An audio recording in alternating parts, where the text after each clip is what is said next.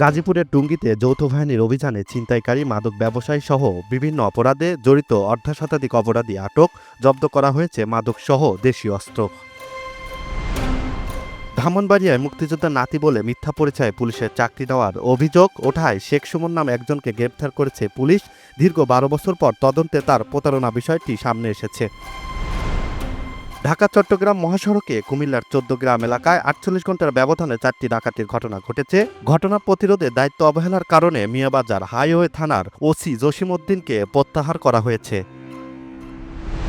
চাঁদপুরের কোচো উপজেলার 5ম শ্রেণীর এক ছাত্রীকে ধর্ষণ চেষ্টার অভিযোগে এক ইমামকে গ্রেপ্তার করেছে পুলিশ। এ ঘটনায় কোচুয়া থানায় নারী ও শিশু নির্যাতন দমন আইনে মামলা দায়ের করা হয়েছে।